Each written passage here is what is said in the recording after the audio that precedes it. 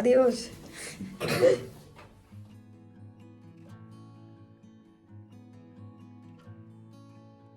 Hello everyone, welcome back to the channel. আশা করি আপনারা ভীষণ ভালো আছেন, সুস্থ আছেন। এই ভিডিওটা হচ্ছে মেয়ের স্কুল শুরু হবার দুদিন আগের একটি ভিডিও। নতুন বছরের পর এখানে আরেকটা ফেস্টিভ্যাল ছিল, তো সেটা দেখানোর জন্যই না মেয়েকে নিয়ে বেরিয়েছিলাম। সন্ধ্যে 7টার মতো বাজে, ফেস্টিভ্যালটা শুরু হবে 7:30 থেকে। তো মেয়েকে নিয়ে একটুখানি বেরিয়েছিলাম, কারণ এরপরে আর কোনো ধরনের কিছু ফেস্টিভ্যাল নেই, বিশেষ করে এই শীতের মধ্যে। তো স্কুলও শুরু হয়ে যাবে, আর সেরকম যেহেতু ফেস্টিভ্যালও কিছু নেই, সেই জন্য মেয়েকে নিয়ে একটুখানি বেরিয়ে পড়েছিলাম। আমরা একটু না তাড়াতাড়ি বেরিয়ে পড়েছি, আর যেতে যেতে দেখছি সবার বারান্দাগুলো এত সুন্দর করে সাজিয়েছে এই বড়দিনের জন্য, দেখতে না বেশ ভালো লাগছে। আর গাছটাও না বেশ সুন্দর করে সাজায় প্রত্যেক বছর, পুরো গাছটা একদম না লাইট দিয়ে সাজিয়ে দেয়, তো দেখতে না ভীষণ ভালো লাগে। আজকে যেহেতু শনিবার, এমনিতে দোকান সবই বন্ধ আছে, কিছু কিছু ক্যাফেটেরিয়াগুলো খোলা থাকে, কিন্তু রাস্তায় দেখুন কত লোক। আসলে সবাই না একটু তাড়াতাড়ি যাচ্ছে, কারণ তাড়াতাড়ি গেলে না বসার জায়গাটাও পাবে, আর প্রসেশনগুলো না দেখতেও সুবিধা হবে, সেই জন্য না সবাই একটু তাড়াতাড়ি বেরিয়ে পড়েছে। আর কত সুন্দর করে লাইট দিয়ে সাজিয়েছে, যেহেতু বড়দিন, নতুন বছর তো ছিল, আর তার সাথে এই ফেস্টিভ্যালটাও যেহেতু আছে, এখনও না রাস্তাঘাট বেশ ভালো রকমভাবে সাজানো আছে। বসার জায়গাগুলো একদম পুরো না ভর্তি হয়ে গেছে। আমরা অবশ্য না বসার জায়গাটা পাইনি, কিন্তু এই যে এইখানটায় না দাঁড়িয়ে আছি, তো সামনে থেকে মনে হচ্ছে বেশ ভালো রকমভাবে সব কিছু না দেখতে পাবো। এত মানুষের ভিড় হয়ে গেছে, অন্তত একটু আগে থেকে আসলে মনে হয় একটুখানি বসার জায়গা পেতাম। যাই হোক, অসুবিধা কিছু নেই, ঠিক জায়গাতেই দাঁড়িয়েছি। তো ওইখানে আস্তে আস্তে প্রসেশনগুলো শুরু হয়ে গেছে।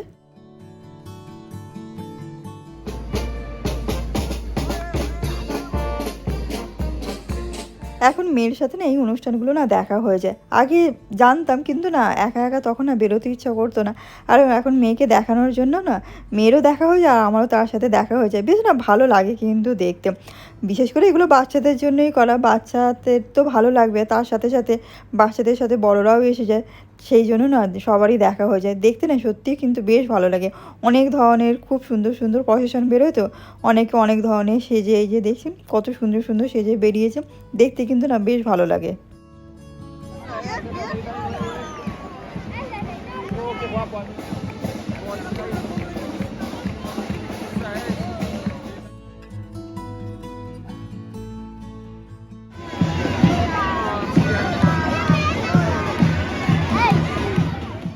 আর এই ফেস্টিভ্যালটা ঠিক 7:30টার মধ্যেই না শুরু হয়ে গিয়েছিল। 9:30 পর্যন্ত না পুরো ফেস্টিভ্যালটা শেষ করে তারপরেই আমরা না বাড়িতে ফিরেছি। আর এই ফেস্টিভ্যালটা যখন শেষ হয়ে যায়, তখন না সবার জন্য না লজেন্স, যে কোনো ধরনের ছোটোখাটো খেলনা, তারপরে বল, এই সবগুলো না সবাইকে ছুড়ে দেয়। এবার যে যেটা পেলো, তো সেটা তাদের লাভ হয়ে যায়। তো মেয়ে অনেকগুলো না ক্যান্ডি পেয়েছে, তার সাথে দুটো একটা না খেলনাও পেয়েছিল। এই শীতকালে এইটাই হচ্ছে শেষ ফেস্টিভ্যাল। এই 2-2.5 মাসের মধ্যে সেরকম আর কোনো ফেস্টিভ্যাল নেই, মানে বড় এরকম ধরনের প্রসেশন করে বেরোনো, সেরকম আর কোনো ধরনের ফেস্টিভ্যাল নেই। আবার যখন এপ্রিল মাস শুরু হবে, তখন আবার একটা একটা করে ফেস্টিভ্যাল, তখন আবার এক একটা দেখা যাবে।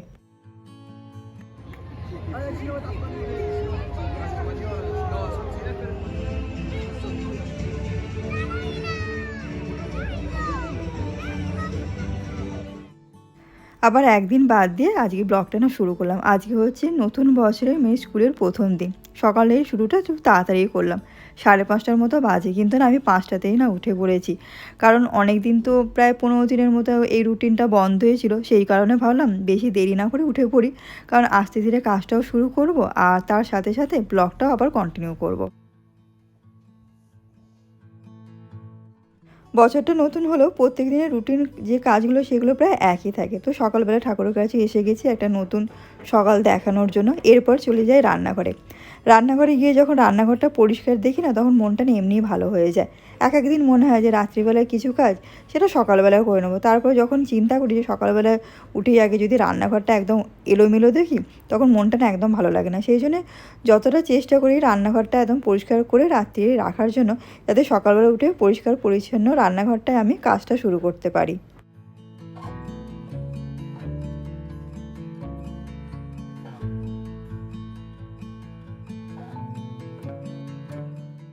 প্রত্যেকদিন সকালে যে জলটা গরম খাই সেটা এখন আর মনে করতে হয় না যে সকালবেলা উঠে কোন কাজটা করব বা কোনটা আগে করব বা পরে করব। আর এই গরম জল খাবার অভ্যাসটা প্রায় এতদিন হয়ে গেছে না, এখন এটা একদম অভ্যাসের মধ্যেই হয়ে গেছে। সকালে উঠে জলটা গরম বসিয়ে দেবো, আর তার সাথে আমাদের জন্য, মেয়ের জন্য ব্রেকফাস্টে কী তৈরি করব সেটাও আগে হাতের কাছে রেডি করে নেব। মেয়ের স্কুলের 5টা দিন ও দুধ কেলগস বা দুধ ওটস খেয়ে যায়, অন্য কোনো কিছু না দিই না। সে খেতেও চায় না, সকালবেলা না খুব একটা ওকে জোর করি না, তাহলে না কোনো কিছুই খেয়ে যাবে না। আর আজকে রাত্রের জন্য করবো ব্ল্যাক আই বিনস। এখন সেটা রান্না করবো না, গতকাল রাত্রে সেটা ভিজিয়ে রেখে দিয়েছিলাম, বেশ ভালো রকমভাবে না সে ভিজেও গেছে। আর তার সাথে এখন আমি না আমন্ডগুলোকে ছাড়িয়ে নেবো। রাত্রেবেলায় আমি আমাদের 3 জনের জন্য আমন্ডটাকে ভিজিয়ে রেখে দিই। আর বাইরে দেখছেন একদম পুরো ঘুটঘুটে অন্ধকার, আর খুব ঠান্ডাও আছে, আজকে প্রায় 5 ডিগ্রির মতো ঠান্ডা।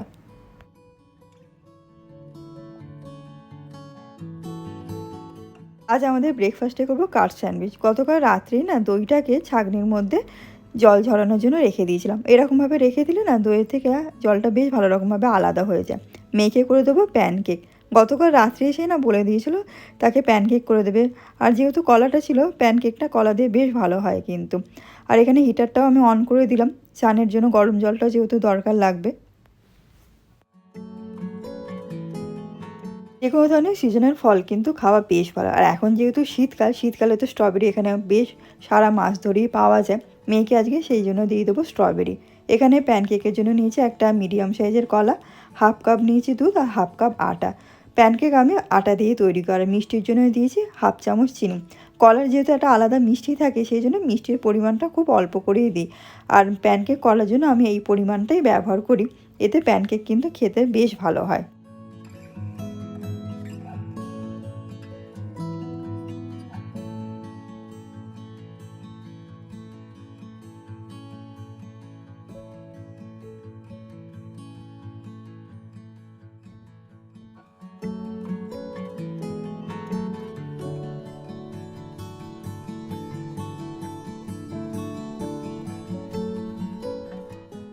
এখন বেশ অনেকটাই হাতে সময় আছে, এখন 6:30টার মতো বাজে।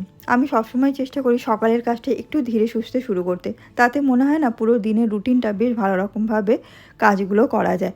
আর যদি খুব তাড়াহুড়ো করে কাজগুলো শুরু করি, তখন মনে হয় কোনো কাজটাই ঠিক সময়ের মধ্যে শেষ করা যাচ্ছে না।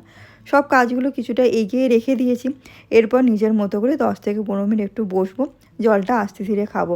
কারণ সকালবেলা একটু নিজের মতো করে যদি জলটা না খাই না, সারাদিন তাড়াহুড়োর মধ্যে সেরকমভাবে নিজেকে সময় দেওয়াও হয় না, আর এরকমভাবে ধীরে সুস্থে বসে জলটা খাওয়াও যায় না। সেই জন্য সকাল সকাল চেষ্টা করি যাতে নিজের মতো করে একটুখানি তাড়াতাড়ি উঠে পড়ি, আর সকালের যে কাজগুলো থাকে ধীরে সুস্থে শুরু করবার।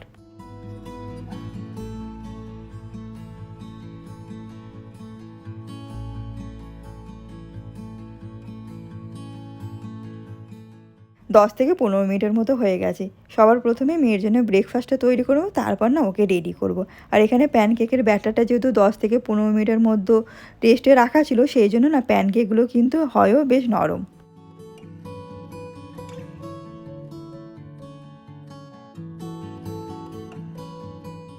স্ট্রবেরির মধ্যে যেহেতু বেশি পরিমাণে পেস্টিসাইড থাকে না, সেই কারণে না সামান্য জলের মধ্যে ভিনিগারে স্ট্রবেরিগুলো এরকমভাবে না রেখে দিয়েছিলাম। দেখুন কতটা পরিমাণে নোংরা জল বেরিয়েছে।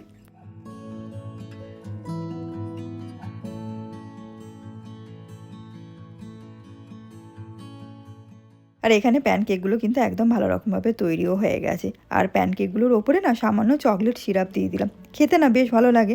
আর সব কিছু একদম হাতের কাছে রেডি করে নিয়েছি, তার সাথে ফলটাও দিয়ে দিয়েছি। আর এখানে টিফিন বক্সটা একটু হালকা খুলে রেখে দিলাম, প্যানকেকগুলো একটু হালকা যেহেতু গরম আছে।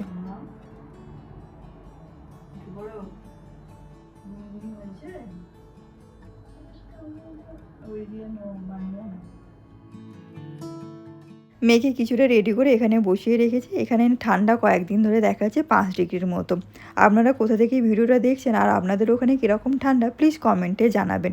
তো সকালবেলাতে ওকে উঠিয়ে দিতে হবে, শীত যতই থাকুক না কেন। এখানে গরমকালে যেরকম একটা লম্বা ছুটি থাকে, গরমের ছুটির জন্য প্রায় 3 মাস, কিন্তু শীতকালে কিন্তু এরকম লম্বা ছুটি থাকে না। শীত যতই হোক না কেন, এখানে কিন্তু শীতকালে প্রত্যেক দিনই স্কুল থাকে। মেয়ে না দুটো করে যেরকম চুল বেঁধে দিই তার না বেশ ভালো লাগে। এখানকার স্কুলগুলো তো অবশ্য সেরকম কোনো নিয়ম নেই যে দুটো করে চুটি বেঁধে যেতে হবে বা একটা ঝুঁটি বেঁধে যেতে হবে, কিন্তু দেখতে না বেশ ভালো লাগে। তো তাই জন্য আজকে না দুটো ঝুঁটি বেঁধে দিই, তার সাথে এরকম সুন্দর সুন্দর দুটো ক্লিপ দিয়ে দিয়েছি। আদিওস। প্রায় 15 দিন পর মেয়ে স্কুল যাচ্ছে, সে না ভীষণ খুশি। তার বাবার সাথে সে বেরিয়ে পড়েছে, আর এখানে আমাদের না ব্রেকফাস্টটাও তৈরি করে নেবো। এখানে আমি নিয়েছি সুইট কর্ন আর তার সাথে নিয়ে নিয়েছি ফ্রোজেন কড়াইশুঁটি। এর মধ্যে অ্যাড করবো ব্ল্যাক পেপার, হোয়াইট পেপার, স্বাদ মতো নুন। 3টে জিনিস দিয়ে বেশ ভালো রকমভাবে দইয়ের সাথে মিশিয়ে নেবো।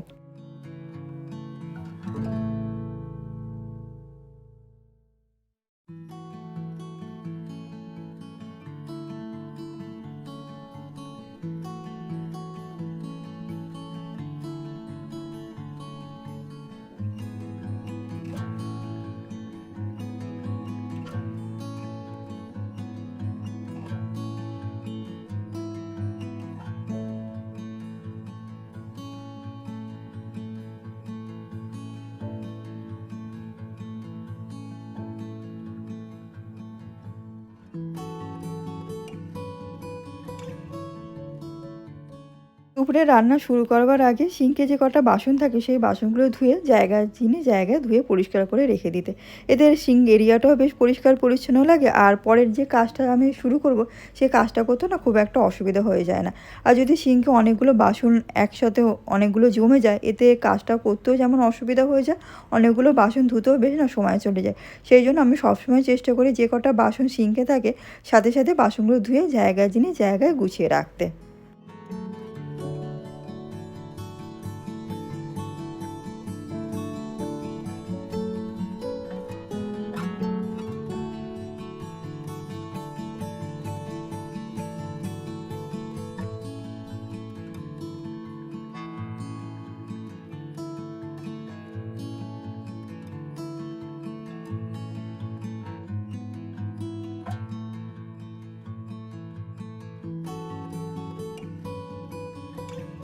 সকাল সকাল বেশ তাড়াহুড়োর মধ্যে আপনাদের সাথে যে সামনাসামনি কথা বলবো সেই সময়টুকু হয় না। আর আজকে যেহেতু অনেকটা দিন পর মেয়ের স্কুলটা শুরু হয়েছে, তো সেই জন্য না সকালটা বেশ ব্যস্ততাই। স্নান করতে যাওয়ার আগে না রান্নার কিছুটা কাজ এগিয়ে থাকে। যে পিউরিটা আমি ফ্রোজেন করে রেখে দিই সেটাও আমি এখানে বার করে রেখে দিয়েছি আটা মাখার জন্য। এটা আমি বার করে রেখে দিয়েছি, আটা মাখবো যখন তখন এটা ব্যবহার করে নেবো।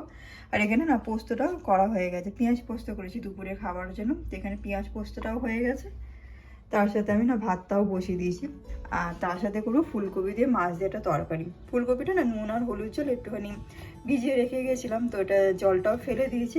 আর এখানে ব্ল্যাক আই বিনস করবো রাত্রের জন্য, সেটাও না সেদ্ধ। রান্নার কাজটা বেশ অনেকটাই হয়ে গেছে, ভাতটা এখানে হয়ে যাবে, আটাটা মেখে রেখে দেবো। রাত্রের জন্য কাজটা অনেকটা এগিয়ে থাকবে, রুটিটা শুধু করলেই হয়ে যাবে। আর দুপুরে যে ফুলকপি দিয়ে মাছ দিয়ে তরকারিটা করবো, শুধু মাছটা ভেজে তরকারিটা করে নিলেই হয়ে যাবে। তো আমার রান্নার কাজটা প্রায় হয়েও গেছে। সন্ধেবেলার জন্য যে রুটিটা করবো সেই আটাটাও না আমি ওখানে মেখে রেখে দিয়েছি।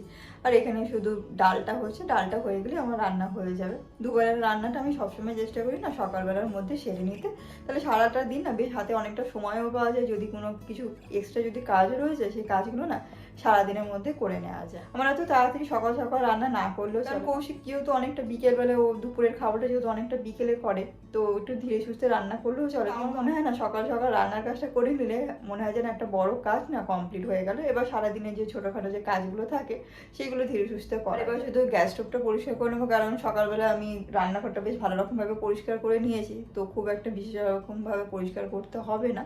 আমার শুধু গ্যাস স্টোভটা পরিষ্কার করে নিলেই হয়ে যাবে। তো চলুন তাহলে আজকের এই ভিডিওটা আমি এইখানেই শেষ করছি। ভিডিওটা 2 দিন ধরে কন্টিনিউ করছি, আশা করি আপনাদের ভিডিওটা কিছুটা হলেও ভালো লাগবে। আর যদি ভিডিওটা কিছুটা হলেও ভালো লেগে থাকে তো একটা লাইক করবেন, শেয়ার করবেন, প্লিজ চ্যানেলটাকে সাবস্ক্রাইব করে দেবেন। আবার দেখাবে খুব তাড়াতাড়ি নতুন একটা ভিডিওতে। ভালো থাকবেন, সুস্থ থাকবেন, আনন্দে থাকবেন। টাটা।